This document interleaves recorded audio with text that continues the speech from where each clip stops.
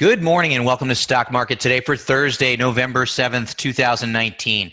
I am your host, Dan Russo, the Chief Market Strategist at Chaikin Analytics. You can find me on Twitter. I'm at Dan_Russo_CMT. Stock Market Today, brought to you today and every day by Chaikin Analytics. Head over to chaikinanalytics.com/today. Sign up for a free email to get daily stock ideas for you to consider in your inbox every trading day before the market opens. So U.S. equities were little changed to slightly lower in Wednesday's trading, though the S&P 500 finished near the best levels of the day. Treasuries were stronger with some curve flattening. The dollar was lower versus the yen, stronger on the euro cross. Gold was up 60 basis points, and WTI crude was down 1.5% after rallying nearly 6% in the prior three sessions. And as we get to the desk this morning, S&P futures are up 40 basis points to start the day. Asian equities finished mostly higher overnight, and European equities are gaining as well. Treasuries are under pressure again after a brief rally yesterday. The dollar is stronger versus the yen, but lagging on the euro cross. Gold down 60 basis points, and WTI crude up 1.1% to start the day. And as we look at the structure of the S&P 500, I wish there was something new to say, but there really isn't. We're still continuing to pause above the breakout level. Key support continues to be around the 200-day moving average, which continues to trend higher. It's now at 28.95, and then below that, the August lows near 28.20. In the near term, we're still eyeing the 29.50 to 3,000 zone as near-term support. Should we get any kind of pullback here, that would be the key area that we would look to hold to keep the recent uptrend in place. Now, the RSI remains in bullish ranges and is approaching overbought levels. And as I said yesterday, I would actually welcome an overbought reading to lend a stronger momentum confirmation to the rally that we've seen in equities. And I'm kind of pointing out Chaikin money flow here because it's bullish and actually now spiking higher. So indicators are in line with the price strength that we've seen here. Just continue to stay the course, right? Look for bullish and very bullish stocks in leading areas of the market for potential entries, and mind your risk. We've mapped out the key levels for you. They haven't changed all that much. It's encouraging to see the 200-day moving average continuing to trend higher. Let's hit our market in a minute now. What are we writing about in the note today to Chaikin Analytics clients? Well, SPY closed near the highs during a quiet day of trading, near the highs of the day, that is.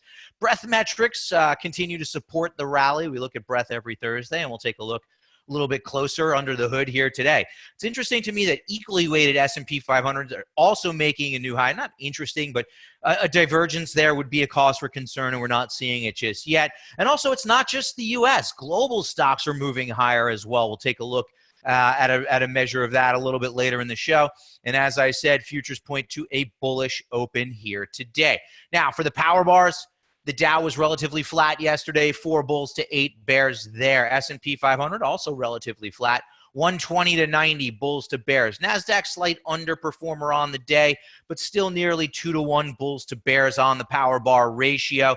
And small caps were an underperformer, 680 bulls to 310 bears. And notice that small caps were an underperformer on a day where bonds rallied. So yields went lower. Remember the chart that we looked at yesterday showing the correlation between the yields and small caps. So as you would expect with the rally in bonds sending yields lower, small caps were an underperformer on the day. According to the Chaikin Power Bar, small cap stocks and large cap stocks are bullish. The major markets do remain mixed here as we throw the Dow in with a bearish power bar ratio. Let's look at our stock of the day now, Cigna Corp. Ticker symbol is CI, one of the healthcare services and providers industry group constituents. Closed at 183.13, up 70 basis points yesterday, so an outperformer. Power gauge rating for Cigna is very bullish due to very attractive financial metrics, very strong earnings performance, very strong price volume activity, as well as positive expert activity. So you can see the 4 main categories all skewed to the bullish side of the coin. The 20 factors rolled up give us our very bullish power gauge rating. So we have a very bullish stock that's in a strong trend above a rising long-term trend line and in a strong industry group. Healthcare providers are a strong group based on their power bar ratio. So the way I kind of see Cigna here is a bit of a personality change taking place. Remember, personality change is when a stock goes from being a steady underperformer to outperforming as the rating changes as well. And that is the case here with Cigna. Downtrend, goes into a sideways action, and now starting to move higher. Couple different ways to play this one. For your breakout traders, I think, a hold above the 180 level is your signal to be long Cigna. If you want to wait for an oversold condition within the context of this uptrend, I obviously can't argue with that either. The overbought, oversold indicator is kind of middle of the range right now. Ideally, what you'd love to see is a consolidation above the 180 mark, leading to an oversold condition to set up a better entry if you're a little bit more conservative. But as I said, if your process is to trade breaks above key resistance levels, well, you have one here in Cigna, so I can't argue with a long position in that stock. Take a look at CI, very bullish stock, now outperforming the market.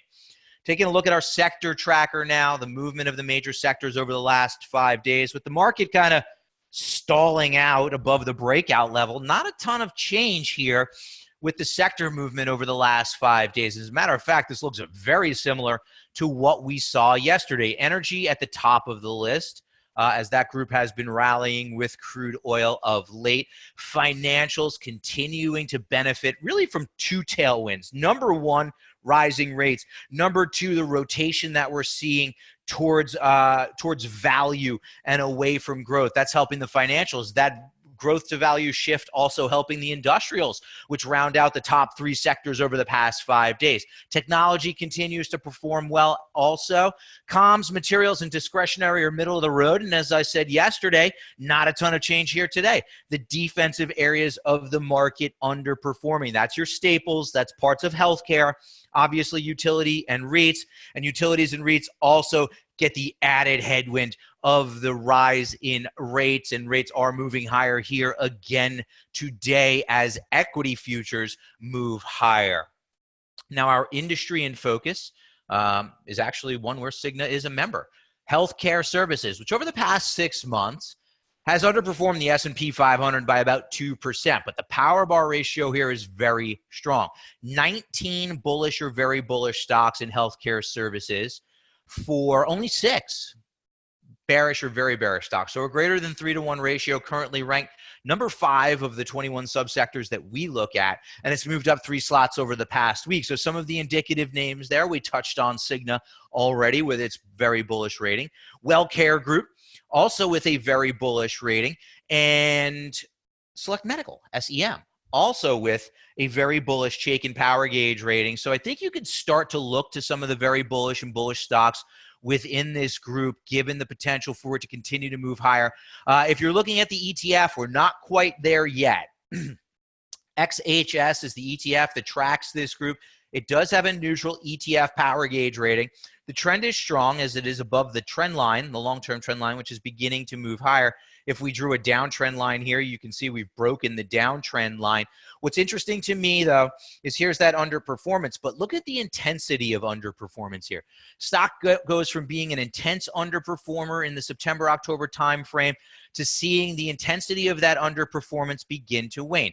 Now, the fund is closer to overbought than it is to oversold. Chaikin money flow ticking back into bullish category. I think if you're looking at the ETF to kind of play the industries, this one's not there yet. I think the real value add here is to drill down to the stock level, right? Look at some of these stocks like Cigna, WellCare, and Select, as well as others with very bullish and bullish ratings for potential opportunities. The fund itself likely needs more time. Would love to see a breakout through this $68, $69 level. Let's take a look at what's trending now.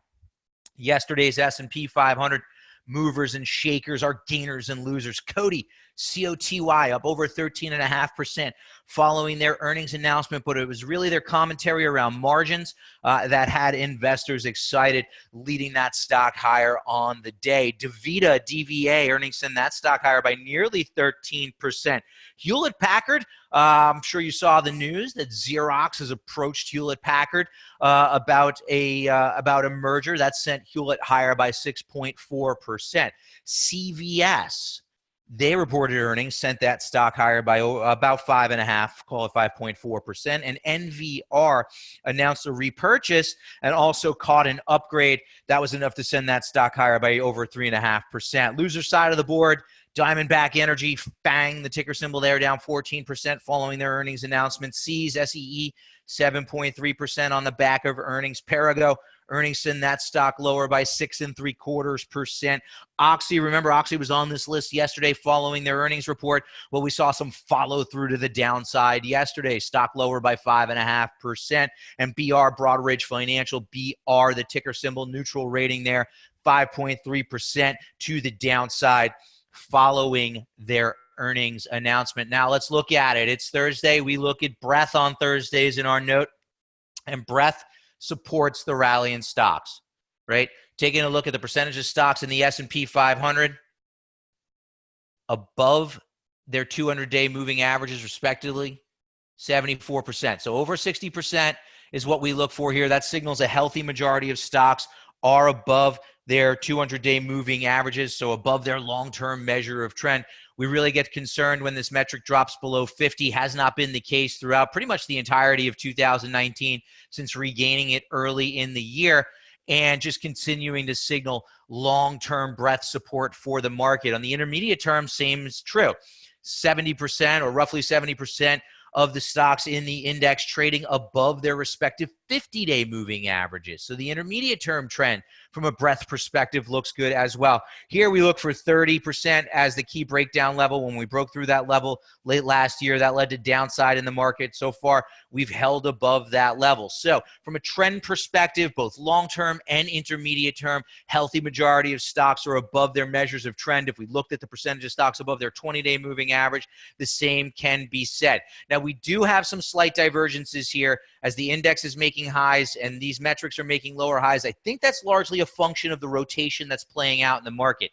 As the former leaders begin to roll over and drop below their moving averages, there's a lag effect before the new leadership begins to really get above their longer term and intermediate term measures of trend. That's what I think is playing out here. Obviously, it's something we want to pay attention to, but divergences alone are not a reason to take action. They're a reason to take notice, right? And when we see the divergences, we sit up and take notice, but ultimately we defer to the price trend, and the price trend for the S&P 500 continues to be higher, supported by the advanced decline line, which continues to make new highs with the market, lending a breadth confirmation to the action that we're seeing there. Speaking of breadth confirmations, look at the equal weight S&P 500.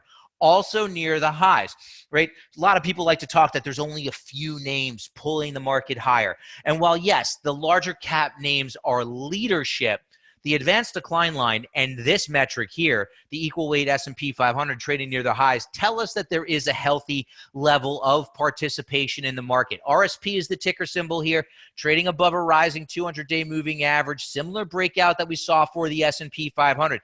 Notice momentum has shifted into bullish ranges, becoming close to overbought, lending a strong momentum confirmation to what we're seeing here. So yes, the large cap names are outperforming. You can see that here in the fact that RSP is in a downtrend relative to the S&P 500. But what we're interested here is in the breadth confirmation that this implies.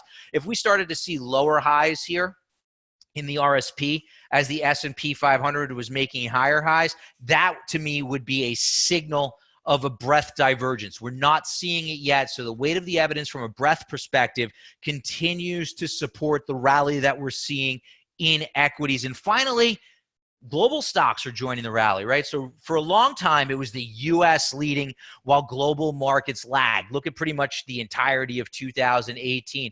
And as the U.S. market has rallied, global markets have rallied, and they are breaking through resistance in a move that's confirmed by momentum, right? So it's not just the U.S. Global markets rallying is a sign of healthy participation in the equity rally as an asset class around the globe. And what's interesting to me is that the ACWI ex-US ETF is breaking a downtrend line relative to the S&P 500. So potentially seeing some opportunities away from the US. To me, though, I'm looking at it as a sign of breadth for the equity market. That's going to wrap it for today. Have a great Thursday, everyone. I will be back here tomorrow.